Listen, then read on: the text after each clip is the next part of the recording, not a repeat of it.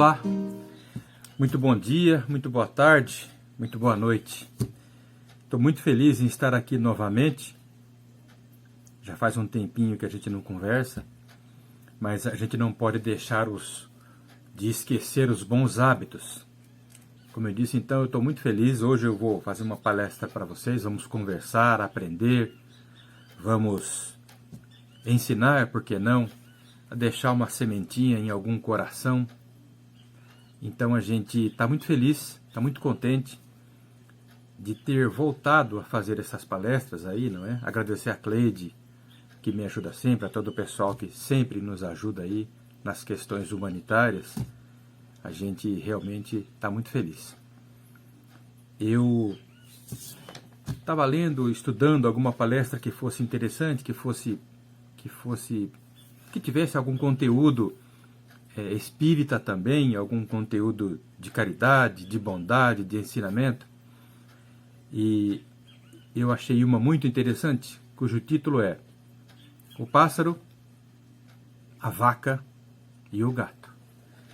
É uma história muito interessante, muitos de vocês já conhecem, uma história famosa até.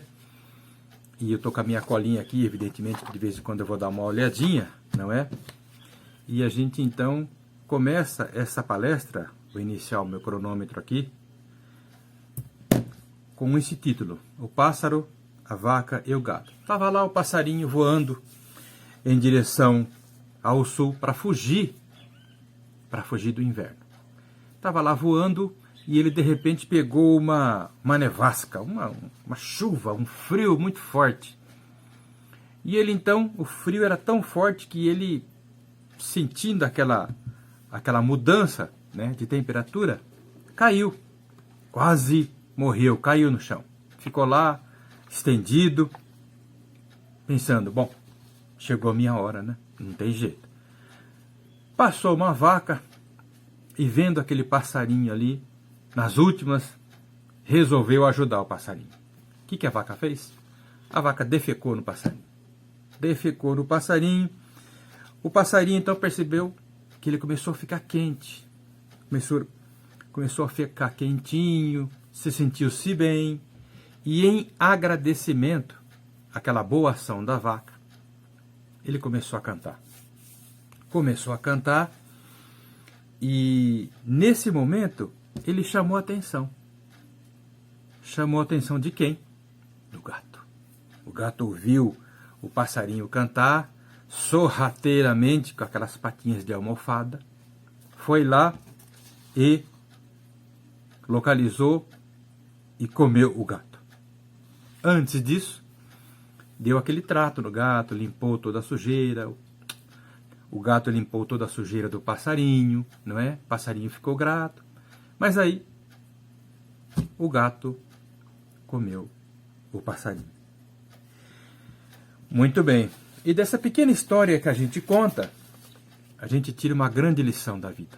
Grande. A gente aprende muita coisa com esses tipos de fábula, coisas espirituais, espiritualistas, como eu disse. E a gente aprende duas coisas básicas nessa história do pássaro, do gato e da vaca. A primeira que nós aprendemos, a primeira moral dessa história é: nem sempre aquele que põe você no sufoco é o seu inimigo. Nem sempre aquele que manda você para um trabalho difícil, para uma situação difícil, para uma ocasião difícil é o seu inimigo. Muitas vezes ele quer te ajudar mesmo sem você saber. Mesmo sem você saber. Isso aconteceu, e agora eu vou exemplificar esta situação com José. O José do Egito, né? Teve uma série sobre esse personagem famoso da Bíblia, que foi vendido como escravo pelos seus irmãos.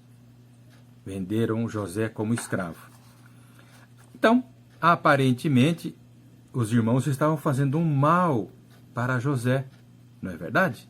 Estavam fazendo um mal para José. Assim como a vaca defecando no passarinho, aparentemente também estava fazendo um mal para o passarinho, mas não era, nem para o José. O José, todo mundo sabe dessa história, tornou-se governador do Egito. Salvou os seus irmãos da fome e também toda a terra, todo o povo daquela terra, todo o povo, né, daquela terra cuja fome era assolada, não é verdade? As pessoas com muita fome, com muitos problemas, e o José, que conseguia prever, que conseguia ler, antecipar as coisas, salvou e, mais que isso, perdoou os seus irmãos.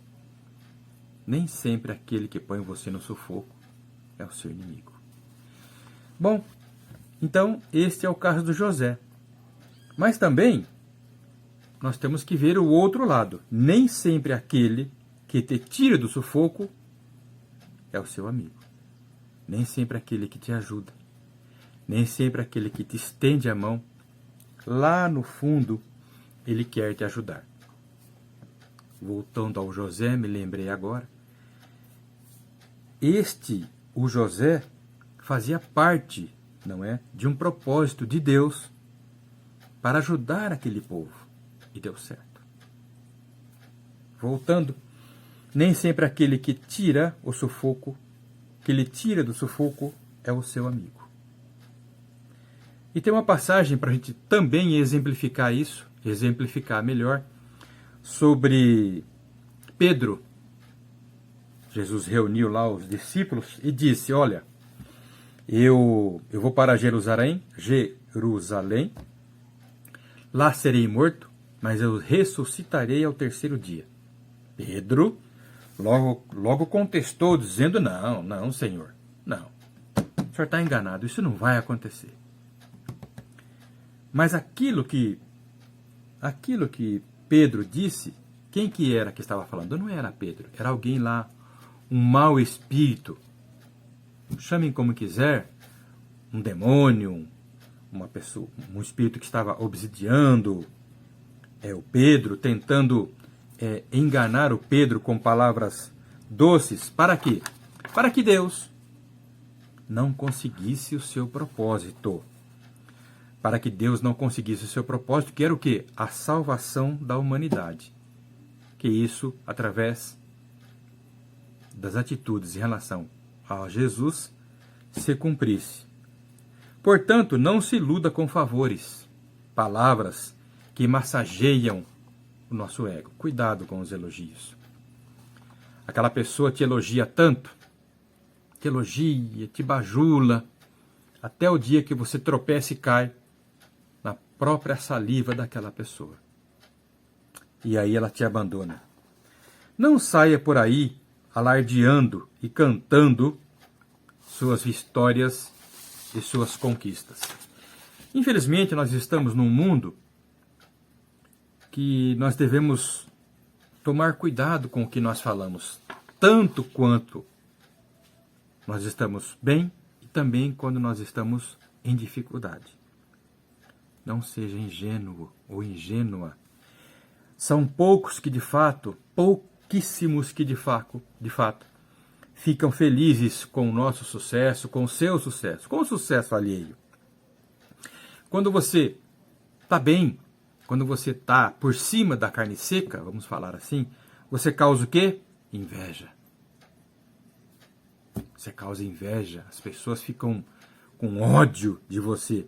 As pessoas mesquinhas, não é verdade? E aí que desejam o mal, torcem pelo seu fracasso. Seja prudente, desfrute de sua felicidade com discrição.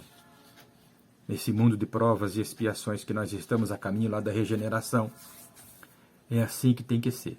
Eu falei das coisas boas, que nós temos que ter discrição. Mas e nas coisas ruins? E quando nós estamos com dificuldades? Aliás, vindo a minha colinha aqui, voltando às coisas boas, dizia Salomão, o que guarda a sua boca, conserva a sua alma. Mas o que abre muito os seus lábios, se destrói. Provérbios 13:3. E nas dificuldades? Estamos lá em dificuldade, estamos lá no deserto, com aqueles problemas todos, não é? E a gente teima em agir como o passarinho. Mesmo nas dificuldades, a gente espalha, a gente fala, a gente chora para um, chora para outro, pede para um, pede para outro. E não é que você não possa fazer isso, mas tome cuidado para quem você pede, para quem você tenta um conforto. Quando nós estamos nesse deserto de problemas, o que você deve fazer? Você deve estreitar o seu relacionamento com Deus, que às vezes está distante. Porque nas dificuldades, em algum momento da nossa vida, nós esquecemos aquele contato que nós devemos ter com a espiritualidade. Através das orações, não é? Porque a oração é para isso, pedir, louvar e agradecer. Para isso servem as orações. Peça um caminho para Deus, peça um caminho para abrir a sua mente, para te ajudar, mas cuidado com o seu pedido. Você está lá no deserto, como eu disse, uma sede danada, que é o seu problema. Você está com uma sede danada, sol queimando você. Aí você pede, oh meu Deus, me arruma um pouco de água, não é assim? Aí vem lá do céu um anjo celeste, com aquelas cores opalinas, como diria André Luiz, desce até você e toma, Hilário, um copo para você tomar. Uma aguinha fresca. É assim que funciona? Não. Quando você pede, quando você reza, Deus dá o caminho para você. E nesse caso, Deus indicaria ou indicará um caminho para que você ache a água. Um riozinho, um filete de água. Não espere que isso vá resolver a sua vida na totalidade. Outros problemas virão. Mas este, com fé, e quando eu digo fé, que a fé move montanhas, as pessoas se equivocam um pouco. Não é que a montanha vai subir, ser tirada de lá, e você vai passar, não. Você vai ter que passar por aquele problema, por aquela montanha, mas você vai ter que escalar esta montanha, meu amigo, suar para poder passar, mas você vai conseguir pela fé. Você está desfrutando das bênçãos sem medidas que ele prometeu, não tem necessidade de falar aos quatro ventos. Como eu disse, a não ser, claro, que você faça um testemunho, né, numa igreja, em qualquer outro lugar. Se você está com um grande problema, com dificuldades, é a mesma coisa. Aliás, isso eu aprendi na vida. Não adianta a gente se lamentar. Nem para com você mesmo, você fazer de coitado, puxa, coitado de mim. Nossa, coitado, estou sem dinheiro, estou doente. Não ajuda. Não te ajuda em nada. Eventualmente, um choro aqui, uma reclamação lá, né? No atual estágio da nossa evolução é bem normal. Mas só isso, você pode perceber. Coisa interessante, tem gente que se conversa, é só doença. Só fala de doença. Nossa, eu tive isso, eu tive aquilo. Só fala que está sem dinheiro. E às vezes não é verdade. E o medo de você pedir emprestado, não é verdade? Então, nós temos que tomar cuidado. Mantenha a sua boca fechada. A sua vida falará por você. Se você está em busca do sucesso financeiro, na vida amorosa, você precisa fortalecer o seu espírito. Porque é o espírito que fica. O corpo, este que você está vendo aqui, ele vai embora, ele vai morrer. Não é? Ele vai morrer. Nós somos imortais. O que significa isso? Significa que nós somos criados por Deus. Não é verdade? Fomos criados por Deus. Deus o que é? Eterno. Então o que significa isso? Que Deus não foi criado. Nossa, que confusão, né? Não. Não é não. É que nós não temos a capacidade ainda de entender. Aliás, o seu Américo, a quem eu admiro muito, do Centro Espírita Verdade e Caridade, foi o que me ensinou isso. Se você está lá no primário e tentam passar para você, lá no primário, né, segundo aninho, uma equação de segundo grau, ax2 mais bx mais c igual a zero, você não vai saber nunca, na normalidade, né? Não vai saber fazer aquilo. Porque você não está amadurecido o suficiente para entender aquelas questões, não só de matemática, como de história, de filosofia, de português. E assim é com Deus. Nós ainda não temos nem palavras, nem conhecimento para entender na sua intimidade as situações de Deus. Eu acredito que poucos espíritos, e um deles é Jesus, tem. Né? São os espíritos co-criadores, como dizia o Orson, que é um grande palestrante que a gente conhece pelas redes sociais. Então, isso significa que nós vamos evoluir ainda muito, aprender muito, várias e várias reencarnações. Eu li um livro que informa de maneira técnica de que nós já vivemos aí entre reencarnações, mineral, vegetal, hominal, 1 bilhão e 500 milhões de anos. Nós estamos ali nas idas e nas vindas. Isso vai longe. Mas nós temos que ver o agora. O agora é que vale. Não é? Porque o ontem já foi, o amanhã virá. O que nós podemos fazer hoje para tentar melhorar, para tentar evoluir? Essa historinha nos dá o caminho. Se você está bem, está feliz, não cante. Não fale para ninguém. Infelizmente é assim que tem que ser. A não ser para os íntimos ali. Porque você pode sofrer consequências sérias a esse respeito. Nós conhecemos casos até de pessoas que são assassinadas porque estão bem, estão com dinheiro, enfim, com saúde. Se você está mal, atravessando lá o deserto, você também fica na sua. Porque é através da fé e da oração que você vai conseguir sair daquela situação. Novamente, você pode pedir para algumas pessoas, mas cuidado. Cuidado, como eu disse, como diz a nossa fábula aqui, nem sempre aquele que põe você no sufoco é o seu inimigo. José, da Bíblia, é a prova disso. Nem sempre aquele que ele tira do sufoco é o seu amigo. Pedro, que achava que Jesus não seria morto, crucificado, foi o que falou isso. Então esse passarinho, através do seu sacrifício, nesta fábula, nos ensinou muito, muito. Ensinou que nós devemos ter sabedoria. Se fosse dado para mim, Lário, o que você quer na vida? Você quer riqueza? Você quer poder? Você quer dinheiro? O que você quer? Uma palavra só. Eu acho que nós devíamos escolher sabedoria. Sabedoria, a gente consegue resolver as coisas da nossa vida, as coisas com dificuldade da nossa vida, não é? Nós ainda somos muito apegados à materialidade.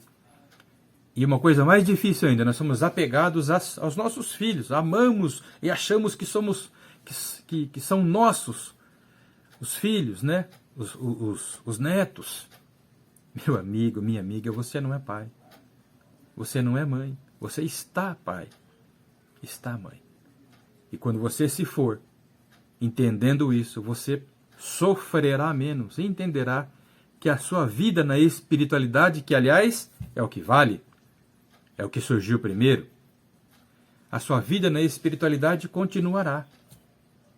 E a deles também continuará aqui na Terra.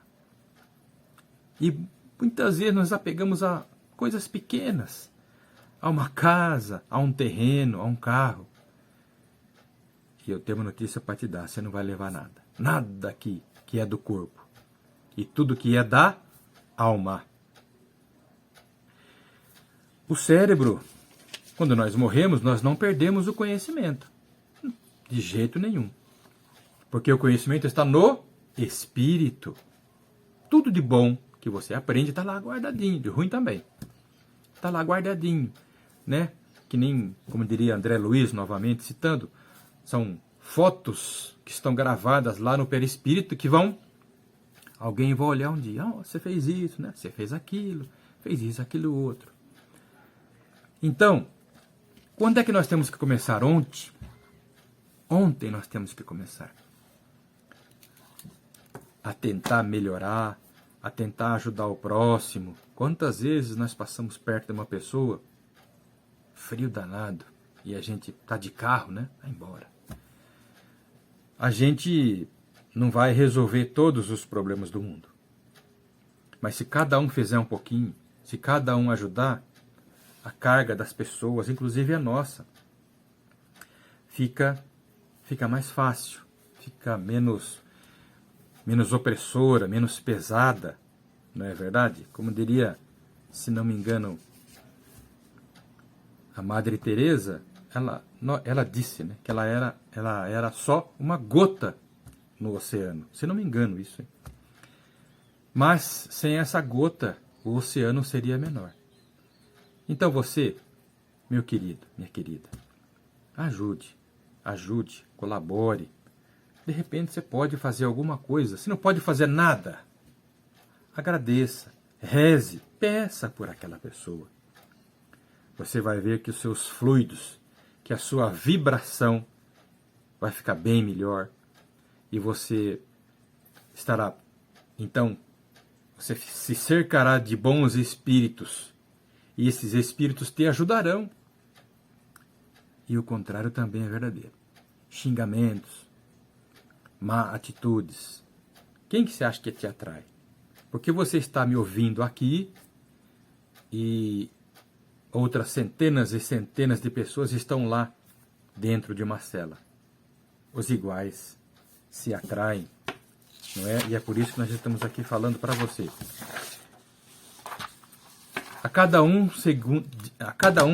segundo as suas obras, dizia Jesus. Então você já pensou? A gente morre, né? O corpo morre. Você passa por aquele sono, aquela coisa nebulosa, aí você acorda.